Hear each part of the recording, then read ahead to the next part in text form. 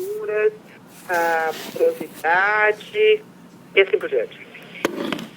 Então, são provavelmente esses dois fatores os mais importantes. O que nós também vamos fazer é fazer gestão de água no reservatório, e isso irá ajudar a produtividade.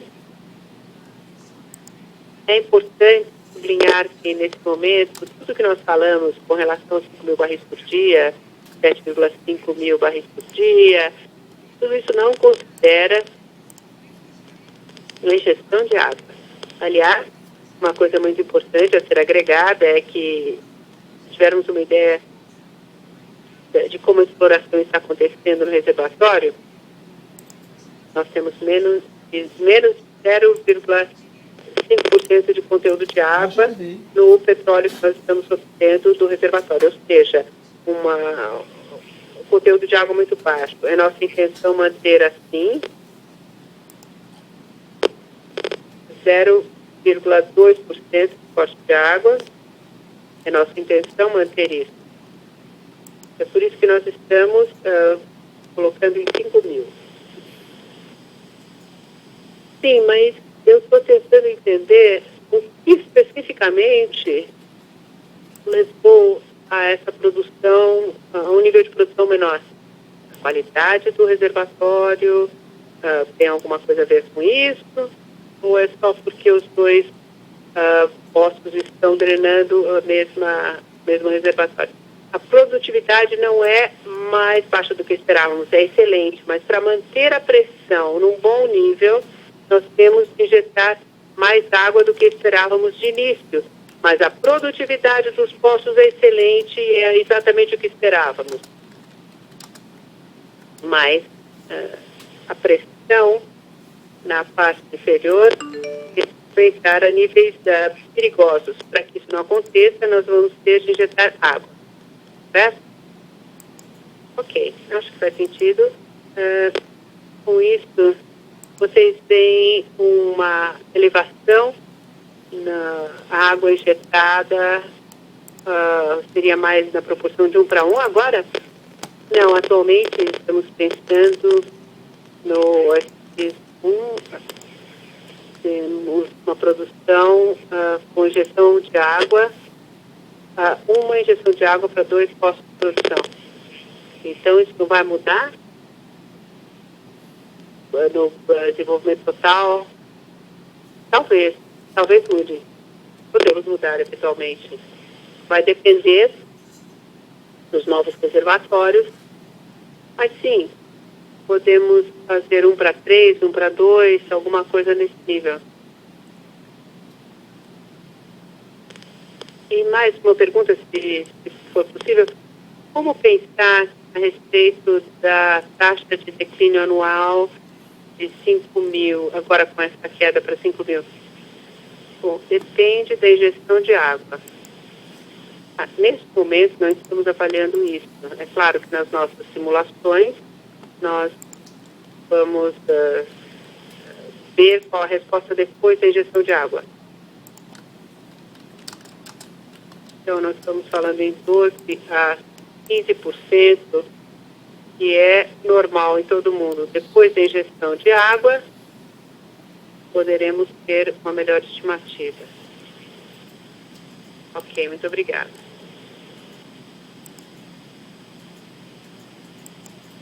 Nossa próxima pergunta vem de Ivan Fernandes, da PARC.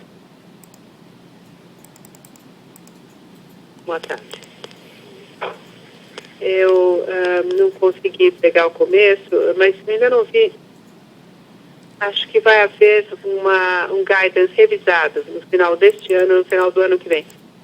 Falando da nova taxa de fluxo, isso vai afetar alguma coisa? Vocês podem confirmar os números? O que nós estamos fazendo, neste ponto especificamente, estamos falando mais em curto prazo. Então, gostaríamos agora de nos ater às entregas do FPSO, o SX1, o SX2, o para o final do ano, começaremos então a falar em termos mais específicos a respeito do S4, assim por diante. Então, nesse momento, nós estamos só vendo o curto prazo em termos de entrega de equipamento, como nós vamos fazer o ramp-up do equipamento, assim por diante. Então, não estamos vendo o número de barris que serão produzidos, não. O guidance é mais a respeito do que irá acontecer.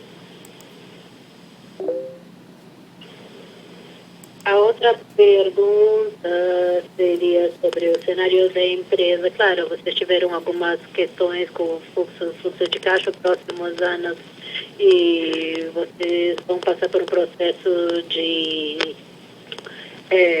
falência. Como funciona o contrato de concessão para continuar com a propriedade do posto se vocês têm um problema e vão à falência? Se os postos voltam ao governo. Como funciona seu contrato de concessão desses postos? Bom, eu acho que nós podemos falar isso em outro momento, mas correu, hein? sobre uma possibilidade remota. Eu não vejo realmente motivo por pensar em falência. Realmente. Falência? Probabilidade de falência. Tá louco? O grupo tem 9 bilhões de dólares em caixa. Você pode repetir? As empresas têm 9 bilhões de dólares em caixa. Nós vamos produzir muito petróleo. Ike Batista está falando. Nossa, você viu o Ike? Tudo O cara bem, veio falar obrigado. de falência, meu. O Ike falou assim, a gente tem 9 bi em caixa, meu. É o Ike Batista que tá falando, rapaz. Nossa próxima pergunta mas a mulher não sabe do falar do senhor jeito que ele fala, né? Hart, de Inside Investment. Boa tarde. Eu em saber como vocês vão, em primeiro lugar, como vocês foram tão otimistas com relação realmente à produção e terminaram com 5 mil. Agora, segunda pergunta, vocês devem ter feito testes na produção de um poço e, claro, vocês viram essa alta produção. E terceiro, como vocês agora precisam perfurar mais poços por campo para preencher seu FPSO, o que isso vai representar no custo de capital em geral e eu presumiria que também nos custos de produção. Você poderia fazer um comentário? Sim, perfurando. Vou começar falando sobre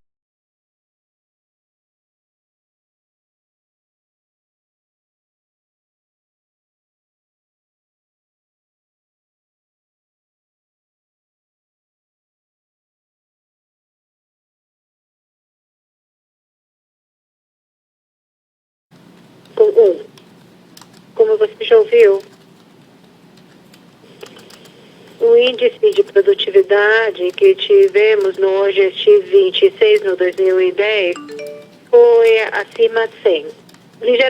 Um pouco acima de 100. Essa cifra nos levou a uma vazão de 40 mil barris por dia e achamos que era incrivelmente alto. Não queríamos utilizar essa possibilidade e cortamos isso pela metade. Calculamos 20 e depois chegamos de 10 a 20 e depois decidimos fazer realmente poços estendidos. Havíamos testado o poço em termos de vazão, mas não tínhamos feito realmente o LTD, o TLD que estamos fazendo agora. E a natureza é um pouco diferente ao que vimos no início. E, claro, aqui temos níveis sustentáveis de 5 mil barris por dia. Claro, na sua pergunta, já produzimos com um poço independente e quando produzimos com poço 26 por 6 só, conseguimos produzir na faixa de estável de 8 mil barris por dia. Isso é uma cifra estável.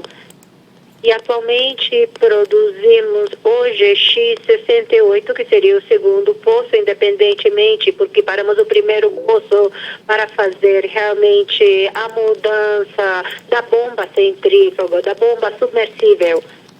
E o segundo poço também produz 7.500. Eu acho que se você vê os poços individualmente, você vê uma vazão de 7.500 barris por dia. Quando você soma todo, daí você tem 5.000 barris por dia por poço.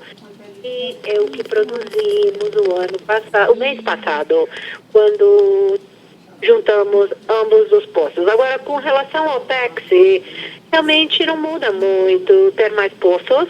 Portanto, o OPEX deve ser o mesmo, porque grande parte do OPEX vem de o aluguel de FPS, o aluguel de plataforma e operações de FPSO, mas isso realmente não considera a diferença em termos de poços. Claro, você disse no início que vocês têm 34 slots para conectar. Portanto, isso vai aumentar o OPEX. Não, o OPEX sempre considerou as plataformas de perfuração. Essa sempre foi nosso modelo de produção. Um FPSO ligado a um WHP. O SX1 é o único FPSO que jamais foi conectado a um WHP. Ele realmente terá 4 poços. Mas de OSX2 para frente, para 2, todos os FPSOs vão ter também seus WHPs com eles. Cada vez que falamos sobre OPEX, sempre incluímos também o WHP. O que vamos ter em termos de CAPEX, sim, vamos ter um CAPEX mais alto dependendo do número, claro, de perfuração. Se precisamos perfurar mais um poço, 60, 90 milhões de dólares a mais. Mas para mim parece que seu modelo, você precisa calibrar o seu modelo. Você está fazendo realmente com o seu PLD. Por que você é tão confiante com o Waikiki? Do que você sabe que você não vai ter a mesma surpresa no futuro, uma surpresa muito parecida, algum problema? Por que você está confiante que isso não vai acontecer, por exemplo, com o Waikiki? Claro, agora no caso particular de Waikiki, nesse caso especial de Waikiki, sim, acreditamos que temos um melhor reservatório com melhor termoporosidade. Isso é Waikiki. Mas como você mencionou no início da ligação, os carbonos são heterogêneos. Sim, os poços podem ser maiores que o Y6. Há poços que poderão produzir menos do que temos em Y6, uns mais, uns menos. E por isso vamos testar, vamos continuar e vamos fazer uma exploração responsável do poço. O que observamos no dia de hoje não está dizendo que todo poço vai ter esse tipo de produtividade. O que estamos dizendo é que o poço hoje X26 operou independentemente e 7,5 mil a 8 mil barris por dia, e o poço 68 produz mais ou menos 7.500 barris por dia. E quando você conecta ambos, temos 5 mil barris em cada um, seriam então 10 mil barris em total. É a única coisa que estamos dizendo. E claro, será desenvolvimento por desenvolvimento. Eu gostaria de ajudar aqui.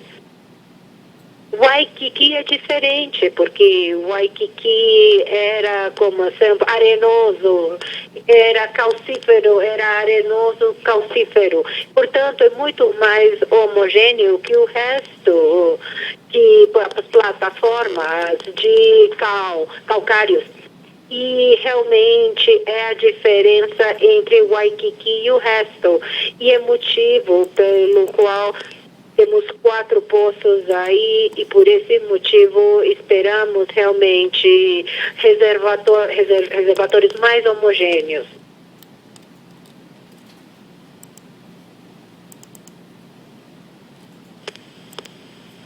Isso conclui a sessão de perguntas e respostas. Gostaria de chamar o senhor Ike Batista para fazer a sua declaração de fechamento. Bom, já descobrimos muito petróleo através de uma campanha de perfuração muito bem sucedida nos últimos 3 anos e acreditamos que poderemos produzir 250 mil barris por dia e $85 nos dará 3 bilhões de dólares em EBITDA, portanto é uma empresa muito viável. Muito obrigado, boa noite. Muito obrigado. Com isso, concluímos com o nosso Conference Call OGX. Muito obrigado pela sua participação. Boa tarde e muito obrigado por utilizar Course Call.